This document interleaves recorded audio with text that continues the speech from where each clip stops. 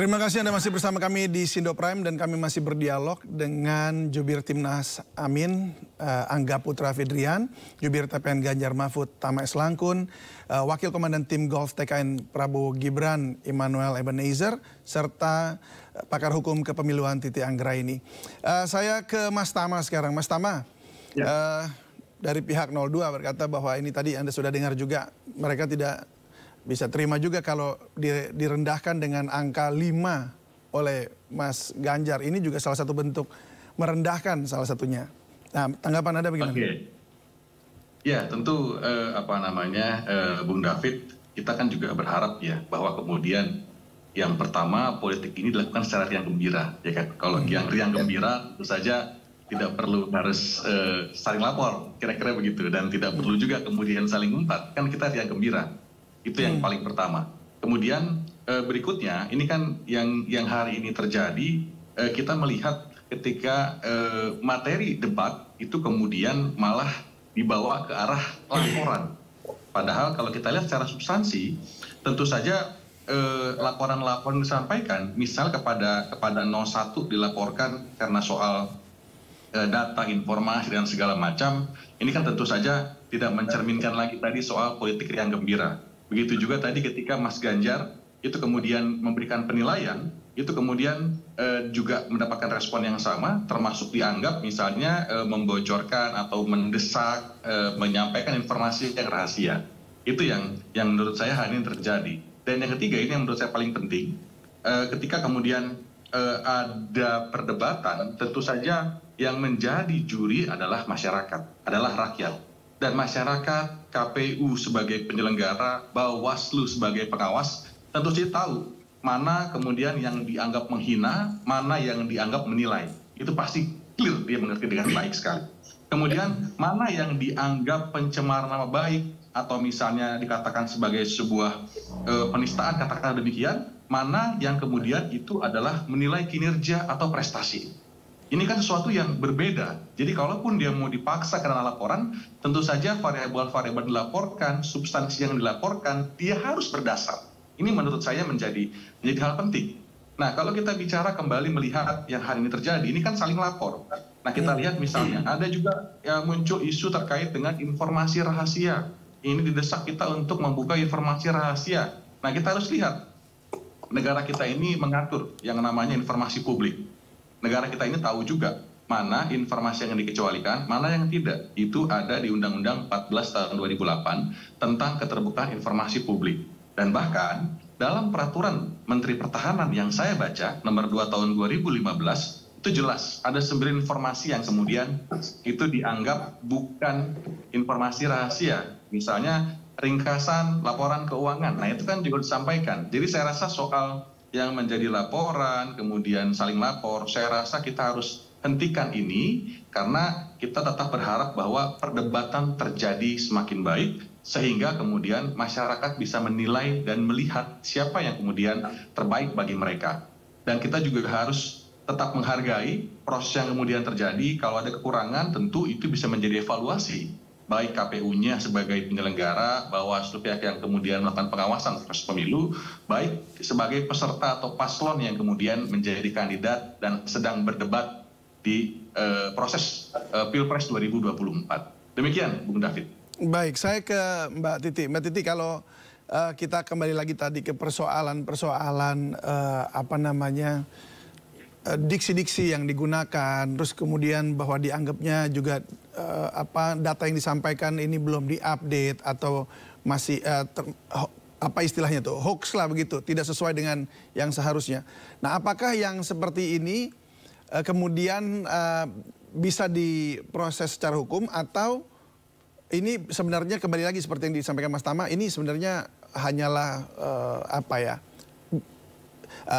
warna dari proses pemilu seperti ini, kampanye dan juga menyampaikan narasi-narasi serta ide-ide gagasan begitu. Ya, kalau kita kembali ya ke regulasi lagi ya Mas David, peraturan KPU tentang kampanye itu mengatur bahwa semua metode kampanye itu ada rambu-rambunya. Metode kampanye itu ada 9 lebih. Debat itu salah satunya saja. Pertemuan terbatas, pertemuan tatap muka, lalu kampanye melalui media sosial, iklan di media massa cetak elektronik, nanti ada kampanye rapat umum, semua itu terikat pada rambu-rambu itu. Misalnya bahwa materi kampanye itu harus disampaikan sebagai bagian dari pendidikan politik yang bertanggung jawab, menyampaikan informasi yang benar, seimbang, dan kemudian mengedukasi masyarakat. Lalu bahkan materi kampanye harus disampaikan itu dengan cara itu ada tuh di pasal 24 peraturan KPU nomor 15/2023. Salah satunya menggunakan bahasa yang sopan, yang santun dan seterusnya. Walaupun sopan santun itu memang sangat subjektif ya. Jadi jangan juga gitu karena sopan santun akhirnya esensinya, substansinya jadi bergeser, orang akhirnya fokus kepada narasi, itu juga kurang baik. Tetapi saya kira proporsionalitas itu bisa dinilai oleh publik kita. Nah, bagaimana dengan kemudian yang disampaikan hari ini? Yang saya bayangkan tuh memang sesama peserta pemilu harus saling mengawasi supaya kompetisinya itu adil, setara, dan betul-betul memberikan keberimbangan. Misalnya kalau saling melapornya itu soal dugaan jual beli suara, dugaan politisasi bansos, dugaan misalnya politik transaksional dan lain sebagainya, wah itu cakep banget tuh. Tetapi kalau yang dilaporkan itu misalnya ya menghina dengan bias, menyerang personal, itu kan subjektif sekali ya. Bahkan kalau pun ada data yang salah, ruang-ruang untuk mengkoreksi data itu di dalam debat tersedia. Lalu di dalam metode kampanye yang lain juga bisa dilakukan. Misalnya di dalam pertemuan terbatas, pertemuan tatap muka, itu bisa dilakukan untuk merekonfirmasi data itu ada yang salah karena waktu debatnya sempit, tidak sempat dikoreksi, data yang benar adalah seperti ini. Jadi narasinya itu kembali pada koridor bahwa ini menguji gagasan, visi, misi, program kerja. Kan dari para 3 calon ini sebenarnya masyarakat ingin melihat mana sih yang program kerjanya itu, visi misinya itu paling visible, paling memadai untuk diimplementasikan.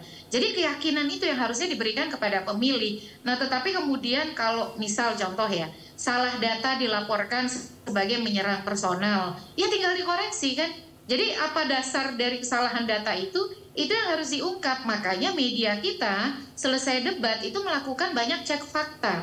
Karena guliran diskusinya harusnya guliran diskusi substansi. Jadi ada substansi, misalnya elaborasi lebih lanjut, strategi yang ditawarkan itu tidak tepat. Tidak tepatnya karena apa? Jadi debat itu tidak berhenti hanya di antara adu gagasan para calon, tetapi juga pemilih mengelaborasi visibility atau kemudian kelayakan program dan materi debat itu di dalam implementasinya, karena itu nanti akan berdampak kepada publik. Nah, hal-hal yang sifatnya membawa politik terlalu, memang politik itu soal personal ya, tetapi kalau personalisasi gitu ya, dikit-dikit dibawa menyerang personal, saya kira ini yang menjadi bibit-bibit polarisasi dan gangguan terhadap kohesi sosial di masyarakat kita.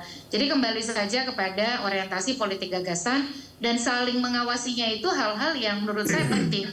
Soal tadi ya, melaporkan kalau ada politik uang, jual beli suara, politisasi bansos gitu ya, atau kemudian gangguan terhadap netralitas penyelenggara pemilu. Nah, itu yang sebenarnya dari kompetisi yang kompetitif. Baik. Yang kita butuhkan di antara peserta pemilu kita. Baik, saya kembali lagi ke Bung Noel. Gimana, Bung Noel, setuju nggak dengan itu? Berhenti laporan-laporan, semua yang model seperti itu, sedikit-sedikit dilaporkan, jadi panjang begitu, jadi urusannya. Gini. Ya, gini. Justru menurut saya apa yang dilakukan kawan-kawan itu selama merasakan nanti ada yang namanya Bawaslu, Badan Pengawas Pemilu. Mereka punya hak untuk menentukan ini layak atau tidak dinaikkan dalam konteks hukum. Kalau enggak kan mereka punya penilaian tersendiri. Silakan aja lapor-lapor selama gini. Kita kan harus menggunakan instrumen yang sudah ada yang Badan Pengawas Pemilu terkait pelanggaran pemilu selama itu dalam konteks pemilu, biarin aja. Biar rakyat terdidik soal apa. Ada persidangan terkait pemilu, laporkan ke Bawaslu. Artinya fungsi institusi ini ada gitu loh. Jangan nanti beda pandangan, beda pandangan, teror. Kita tidak mau publik ini kita giring atau kita arahkan untuk melakukan hal-hal yang sifatnya anarkis. Saya rasa nggak apa-apa itu biar terjadi. Halo? Oke, baik. Tampaknya terputus lagi.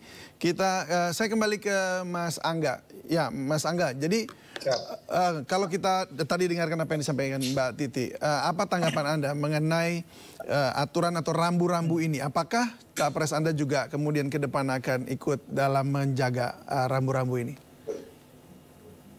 Ya, Pak Anies sendiri dari awal memang selalu konsisten bahwa yang disampaikan adalah gagasan yang berbasis data. Data-data yang bisa diakses oleh publik gitu ya. Semua basisnya data publik, semua bisa diakses sama-sama, semua bisa dicek sama-sama oleh semua orang selama masih dalam koridor aturan perundangan gitu. Jadi tidak pernah sekalipun, itu pun data-data yang disampaikan oleh Mas Anies itu selalu diuji sama-sama gitu, benar nggak datanya, sumbernya dari mana, kredibel atau tidak gitu. Dan itu kan yang diinginkan oleh masyarakat gitu ya dalam konteks pemilu sekarang gitu.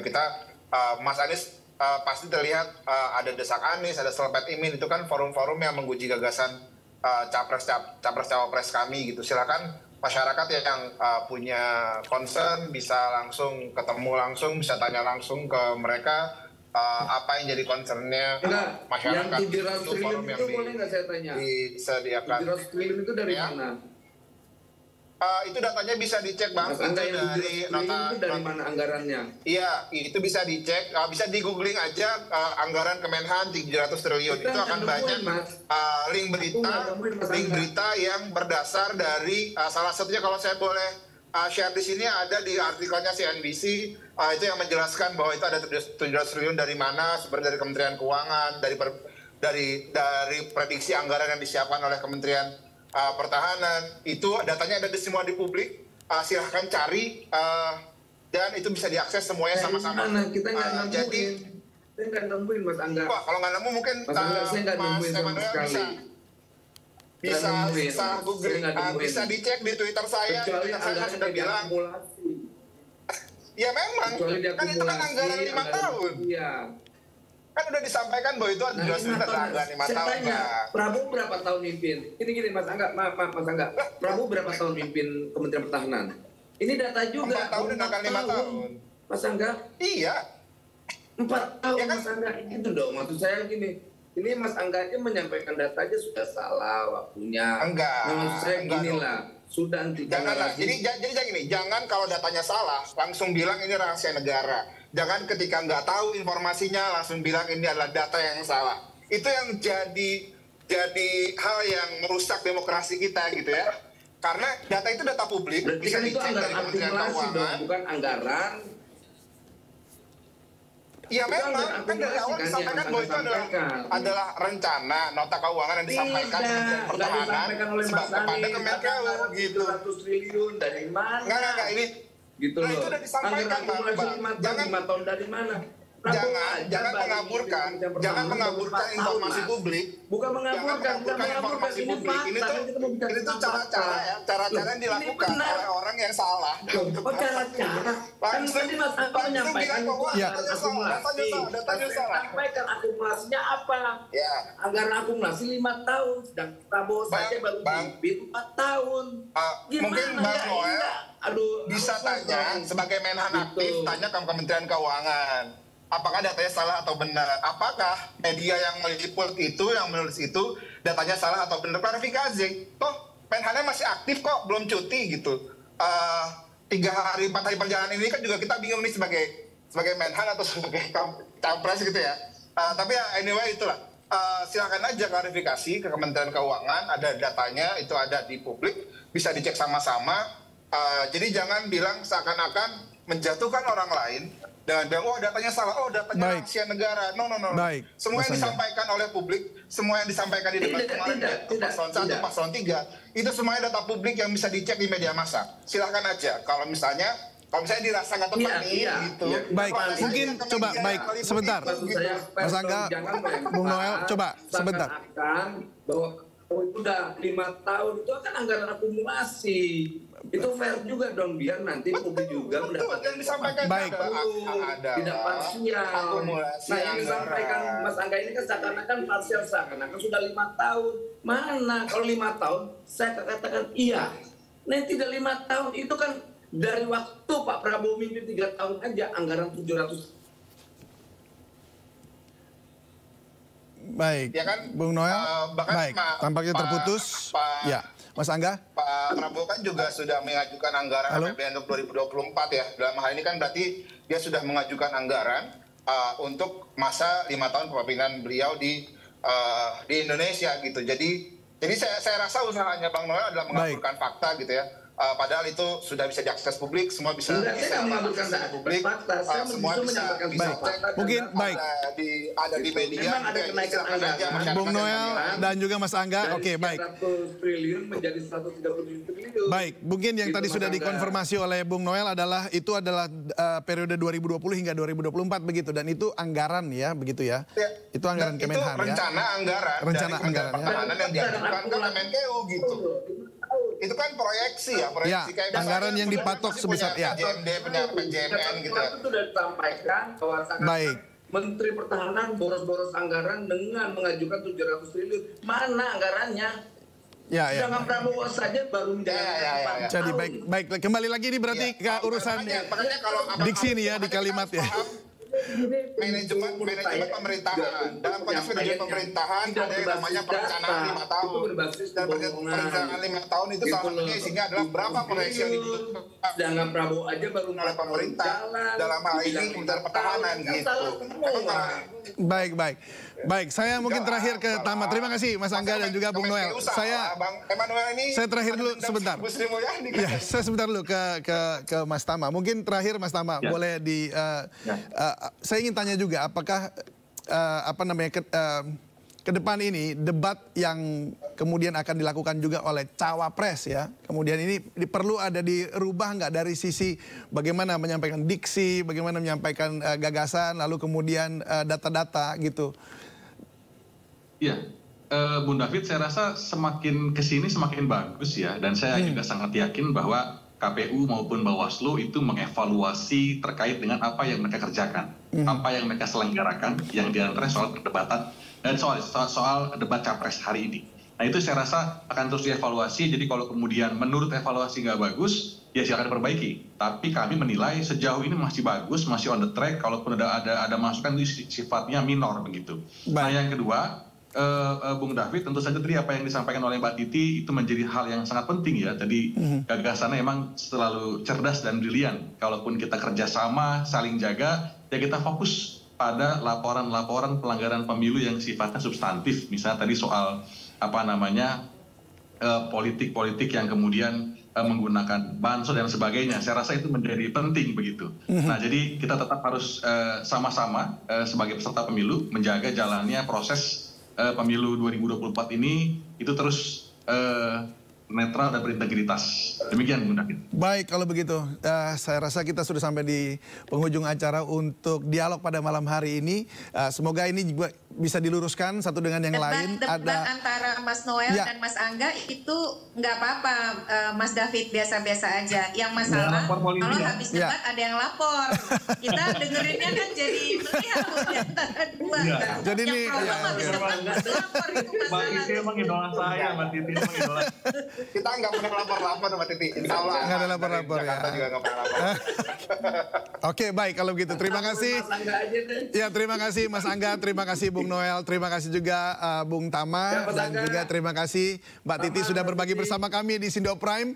Semoga ke depan lebih baik lagi untuk Indonesia yang lebih baik tentunya. Salam sehat selalu dan selamat malam. Mas Angga, Mbak Titi. Ya, selamat malam.